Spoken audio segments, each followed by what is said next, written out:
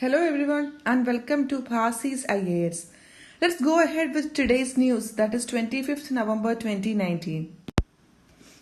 Our first article is with respect to Wages Act, that is Labour Code on Wages Act 2019. The article says broken promise of decent and fair wages, draft rules to the Wages Act, a law expected to provide economic and social justice, will only exploit workers further. So almost like a criticism for the new draft law on wages. So under this particular discussion, we'll try to understand why this is in news. We'll also see what is this Code on Wages Bill 2019 talks about, what is about informal sector and how is related to this bill. We'll also have a quick recap towards Raptoco's case of 1991. We'll see what is Consumer Expenditure Survey, how it is related to Wages Code. What do you mean by floor wages? And what are the drawbacks in the proposed new wage code bill? And what's the way forward? So during the monsoon session of Parliament, government celebrated the passage of this law, saying that 70 years of waiting in granting the constitutional right of a guaranteed minimum wage had come to an end. This is the first in series of 4 labour codes proposed in the government's labour reform initiative. The minimum wage fixed by the centre will no longer be based on employment but on geography and skills. So as many as 17 labour laws, we had 17 labour laws more than 50 years old, and even some belong to pre-independence era. So this code ensures that minimum wages along with timely payment of wages to all employees and workers. Many unorganized sector workers like agriculture workers, painters, people working in restaurants and dhabas and chowkidars who were outside the ambit of minimum wage will get legislative protection of minimum wages after the bill becomes an act. Now let us understand in detail what is Code on Wages Bill talks about. So first we'll understand what is the need of kind of bill like this. So just before we have spoken that 17 independent bills were there who were not arranged properly or not sectorized, are combined together to form a single bill, that is called Code on Wages Bill. So other needs or more precise needs are number of laws governing the employer-employee relationship is huge and hinders ease of doing business. So that is one need. Government in the process of introducing 4 codes are there would subsume 44 labor laws with certain amendments. Industrial relations, social security, safety, welfare and working conditions and wages will be included.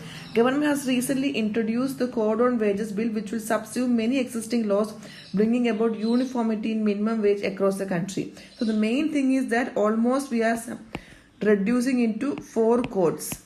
Okay, so 44 independent labor laws are combining together into 4 codes and trying to make a Code on Wages Bill. Now let us understand what are the main features of the Code of Wages Bill.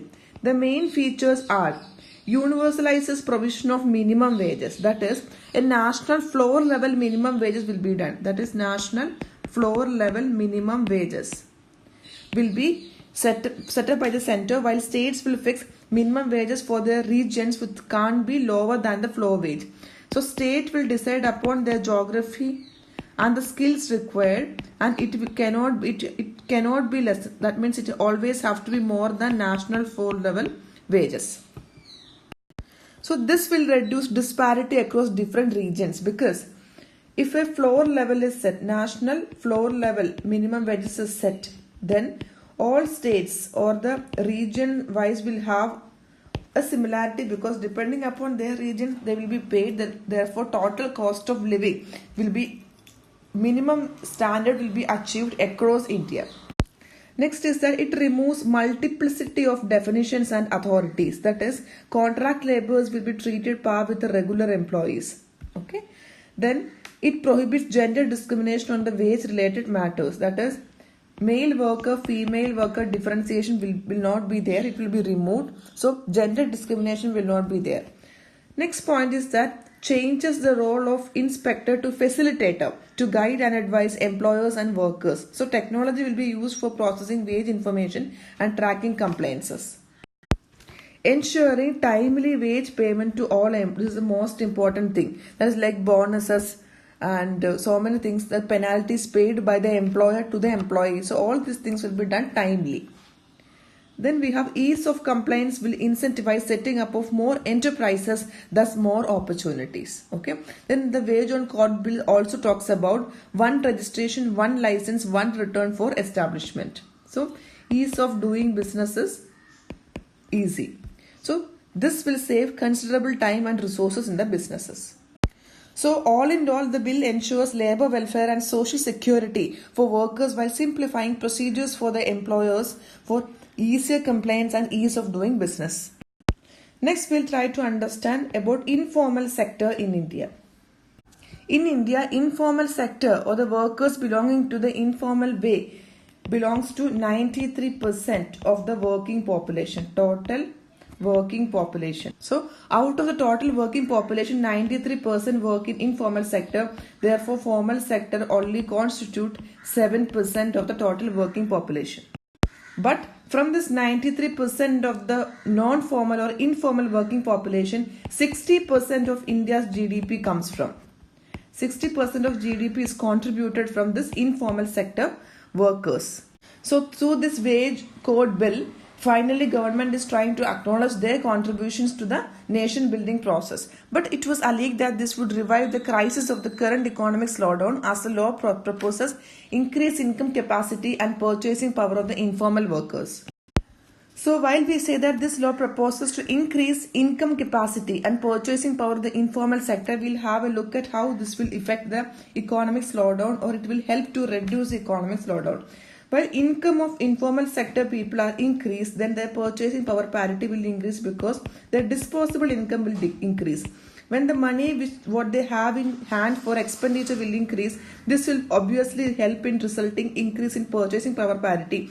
If purchase across the informal sector increases, consumption level of the economy will increase, thereby GDP growth will also be increased, thereby economic slowdown will be decreased. Now let us understand few court orders and conference details with regards to this minimum wages. Two things are there. First one is with regards to 15th Indian Labour Conference, and second one is a case which is called Repthakos and Bread case. Okay. So this has happened in 1957 and 1992. 1957, according to 15th Indian Labour Conference, there was a major demand in fixing national minimum wages as per the recommendation of this 15th Indian Labour Conference. Okay. Second thing happened in 1992. This is the Repthakos case. According to this case, children's education, medical requirements, minimum recreation, including festivals and ceremonies, and provision of old age and marriages have to be constituted in 25% of the total minimum wage and used as a guideline in determining the minimum wages. Now, let us understand what is the role of Consumer Expenditure Survey with respect to this wage code bill. Consumer Expenditure Survey, recent survey result shows that average family expenditure in rural and urban areas have been demonstrated. So according to this, in rural areas it is now 83 rupees per day, and in urban areas it is now 134 rupees per day. But in India, apart from the introduction of this Wages Act, there is a current guaranteed amount, that is rupees 178 rupees per day is the guaranteed amount across India. But apart from all these guarantees by the legislation and the government, the Consumer Expenditure Survey says that in rural India people get only 83 rupees, and in urban areas people are getting only 134 rupees per day. So this data only show there is a lot of exploitative and marginalized conditions where their constitutional right to a fair wage will be infringed upon by the employers and the state.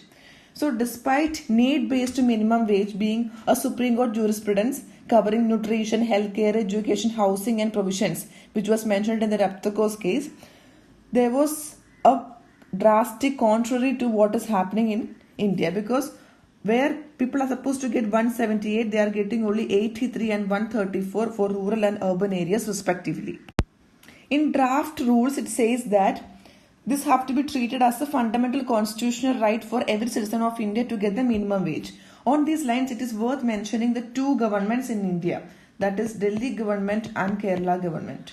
Okay, they have only managed to achieve a living wage jurisprudence in recent years, but also set the highest living wage. That is, Delhi almost 14,000 rupees per month and Kerala 600 rupees per day.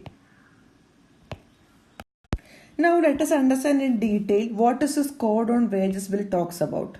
So it is introduced in Lok Sabha July 23, 2019. It seeks to regulate wage and bonus payments in all employments where any industry, trade, businesses or manufacturing is carried out.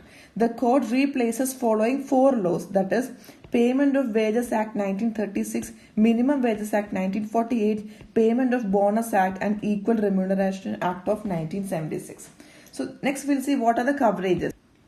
The code will apply to all employees, that is, central government will make wage-related decisions for employment such as railways, mines and oil fields among others, and state government will make decisions for all other employments. Okay, this wages include salary, allowances and other component expressed in monetary terms. This does not include bonus payable to employees or any travelling allowances among others.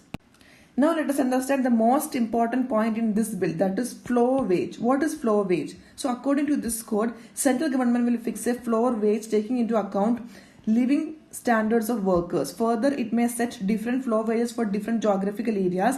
Before fixing the floor wage, central government may obtain advice of Central Advisory Board and may consult with state governments. The important clause with regard to floor wage is that minimum wages decided by any government, be it central government or the state government, have to be above floor wage or higher than the floor wage. In case the existing minimum wages fixed by central or state governments are higher than the floor wage, they cannot reduce the minimum wages. And while fixing the minimum wage, code prohibits employers from paying wage less than the minimum wage, and this will not be revised for 5 years now, so not more than 5 years. And while fixing the minimum wages, the government will take care of 2 factors, that is skill of the worker and difficulty of the work. There will be provision of overtime payment with regards to this code, and payment of wages will be done in coins, currency notes, check, crediting to bank account or through electronic mode.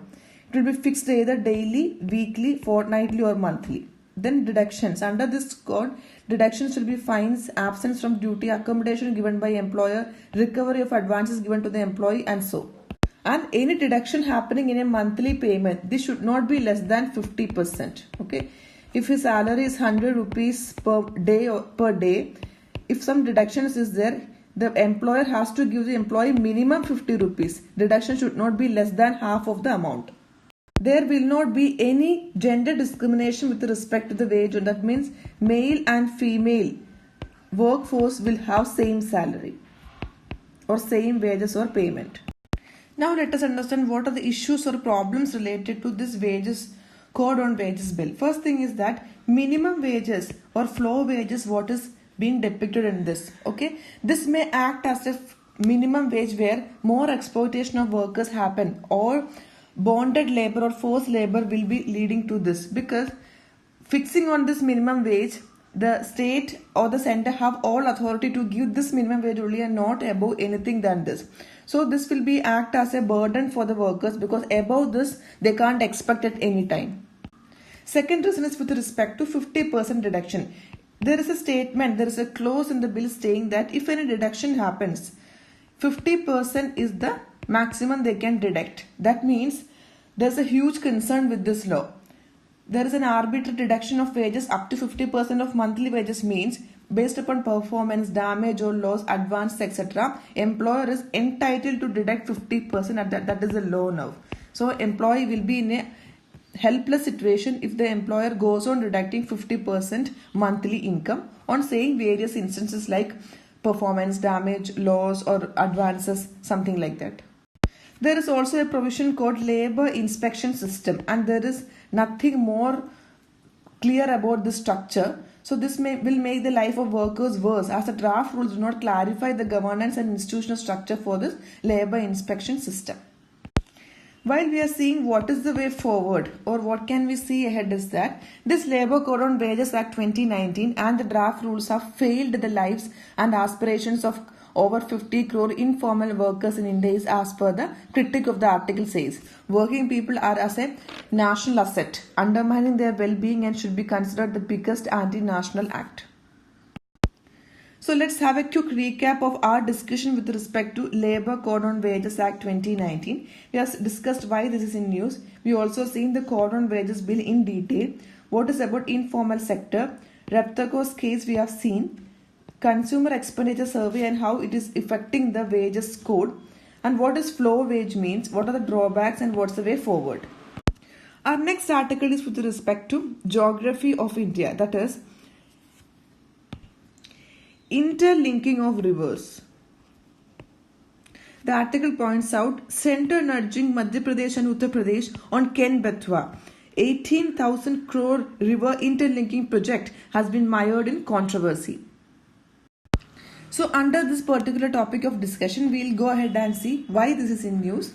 We'll also make a quick reference towards Ken and Betwa rivers and what are the interlinking of rivers mean and what is happening in India with regards to this and what are the issues regarding environmental, political and economic issues and what's the way forward. First, let us understand why this is in news. This is in news because central government have told in the Rajya Sabha last week that it is pushing UP and MP to make progress on the Ken Betwa river interlinking project. The project involves transferring surplus water from Ken River in Madhya Pradesh to the Betwa River in UP and irrigate 3.64 lakh hectares in Bundelkhand region of both the states. This is an 18,000 crore project and this is mired in several controversies from its beginning. The most recent one is a disagreement between two states on the sharing of water. First, let us have a quick reference towards Ken River. So, Ken River flows through Bundelkhand region and it flows through two states, that is Uttar Pradesh and Madhya Pradesh. So, major rivers of Bundelkhand region of central India and it is a tributary of Yamuna. Okay, it is basically originates in Madhya Pradesh in Kemu Hills. So, Ken River is a tributary of Yamuna. It originates near Kemu Hills in Madhya Pradesh. It flows to two states, that is Madhya Pradesh and Uttar Pradesh, and it is normally flowing to the Bundelkhand region of central India. Next, we'll have a quick reference also towards Betwa River. So, Betwa River is a tributary of Yamuna. It originates in Vindhyan range. Okay. And it flows to two states, that is Uttar Pradesh and Madhya Pradesh. So it is Betwa river is also called Betravati. Betravati. It mainly flows in northern Indian tributary of Yamuna, I have just said. It rises in the Vindhyan range. Vindhyan range is there in Madhya Pradesh. Okay. And it flows through Madhya Pradesh and Uttar Pradesh, two states it covers. And nearly half of its course is not navigable and it passes through Malwa Plateau. Okay. And the confluence of Betwa and Yamuna river is there in UP. So we'll have an understanding towards Ken Betwa river linking project. So based upon this project, it aims to transfer surplus water from Ken river in Madhya Pradesh to Betwa in UP. Okay. We can see here Ken river here. Okay. Ken river passes through Panna Tiger Reserve. This is in Madhya Pradesh and this is UP. Okay. So the aim is to transfer surplus water in Ken river by a canal and reaches Betwa, which will irrigate the dry Bundelkhand region.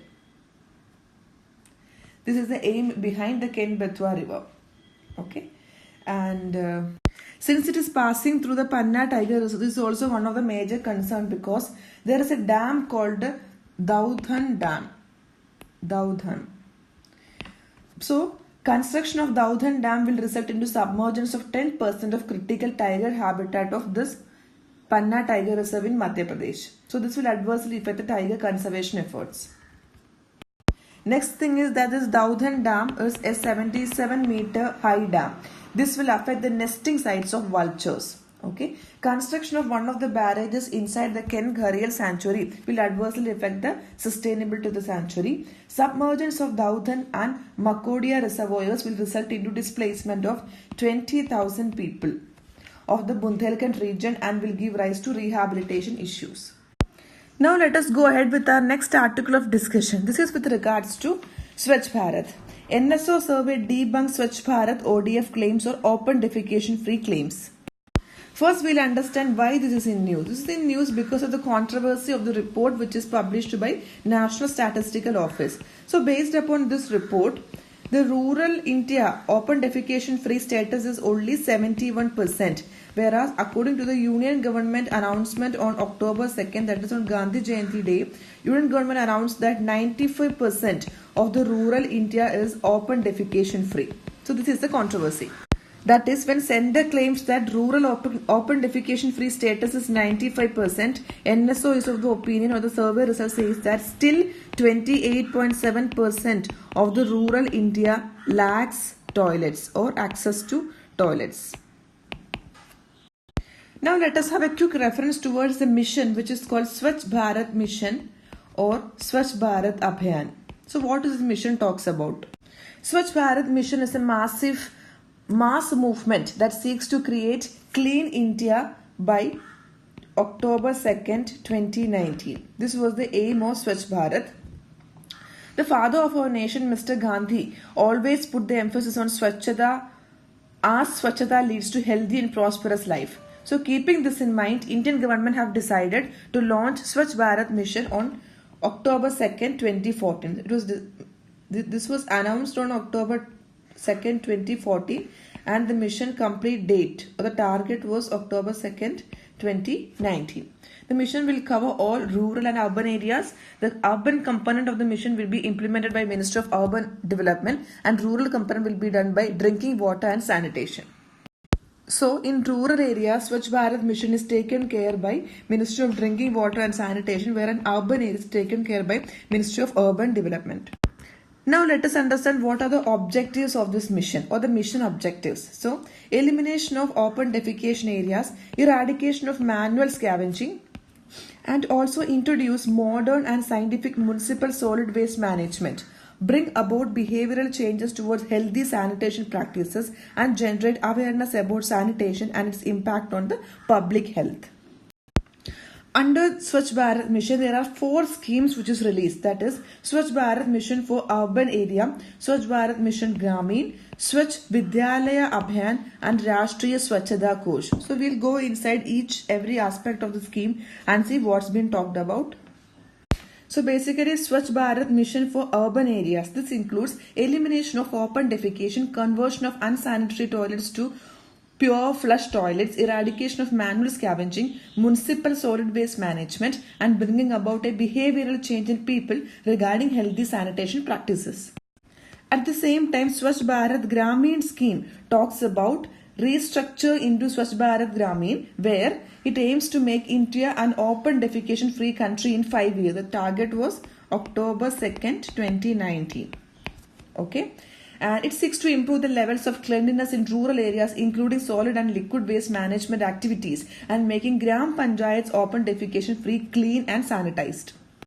Next, we'll see what is Swachh Vidyalaya Abhiyan stand for. Okay, Ministry of Human Resource Development has launched Swachh Vidyalaya program under Swachh Bharat Mission with an objective to provide separate toilets for boys and girls in all government schools within 1 year from the launching date. So, Ministry of Human Resource have integrated this project with Swachh Bharat Mission. The program aims at ensuring that every school in the country must have a set of essential interventions that relate to both technical and human development aspects of good water, sanitation and hygiene program. Basically, Ministry of Human Resource supports states and UTs inter alia to provide toilets for girls and boys in schools under Sarva Shiksha Abhiyan SSA and also under Rashtriya Madhyamik Shiksha Abhiyan. Finally, we'll see what is Rashtriya Swachhata Kosh stand for. So SBK, Rashtriya Swachhata Kosh. Okay.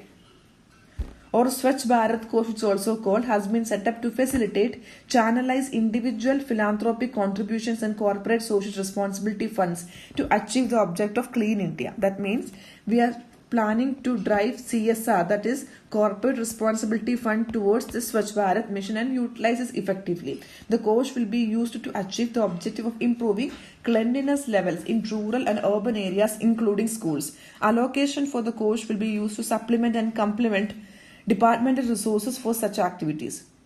Therefore, to incentivize contributions from individuals, corporates, modalities are being considered to provide tax rebates where it is possible through CSR mission.